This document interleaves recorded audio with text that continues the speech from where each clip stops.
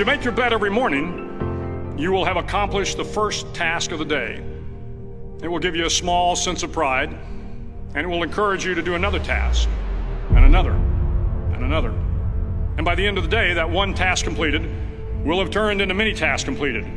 Making your bed will also reinforce the fact that the little things in life matter. If you can't do the little things right, you'll never be able to do the big things right. And if by chance you have a miserable day, you will come home to a bed that is made, that you made. And a made bed gives you encouragement that tomorrow will be better. To pass SEAL training, there are a series of long swims that must be completed.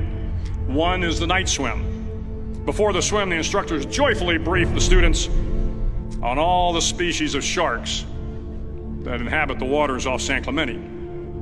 They assure you, however, that no student has ever been eaten by a shark, at least not that they can remember. But you are also taught that if a shark begins to circle your position, stand your ground. Do not swim away. Do not act afraid. And if the shark, hungry for a midnight snack, darts towards you, then summons up all your strength and punch him in the snout, and he will turn and swim away. There are a lot of sharks in the world. If you hope to complete the swim, you will have to deal with them. So if you want to change the world, don't back down from the sharks.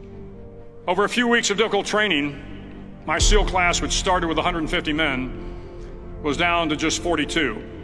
There were now 6 boat crews of 7 men each. I was in the boat with the tall guys, but the best boat crew we had was made up of the little guys, the Munchkin crew, we called them. No one was over 5'5".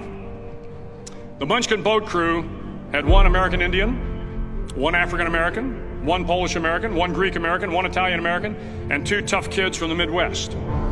They out-paddled, outran, and outswam all the other boat crews. The big men in the other boat crews would always make good-natured fun of the tiny little flippers the Munchkins put on their tiny little feet prior to every swim. But somehow these little guys from every corner of the nation and the world always had the last laugh, swimming faster than everyone and reaching the shore long before the rest of us. SEAL training was a great equalizer. Nothing mattered but your will to succeed, not your color, not your ethnic background, not your education, not your social status. If you want to change the world, measure a person by the size of their heart, not by the size of their flippers. The 9th week of training is referred to as Hell Week.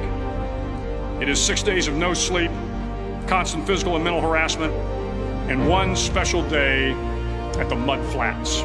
The Mud Flats are an area between San Diego and Tijuana where the water runs off and creates the Tijuana Sloughs, a swampy patch of terrain where the mud will engulf you.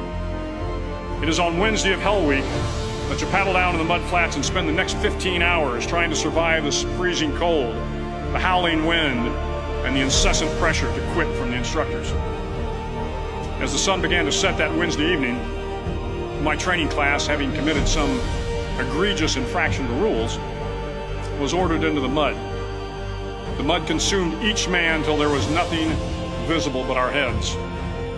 The instructors told us we could leave the mud if only 5 men would quit. Only 5 men, just 5 men, and we could get out of the oppressive cold. Looking around the mud flat, it was apparent that some students were about to give up. It was still over 8 hours till the sun came up. 8 more hours of bone-chilling cold. The chattering teeth and the shivering moans of the trainees were so loud, it was hard to hear anything.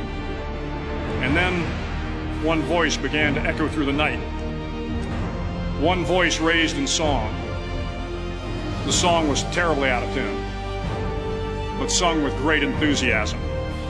One voice became 2, and 2 became 3, and before long, everyone in the class was singing.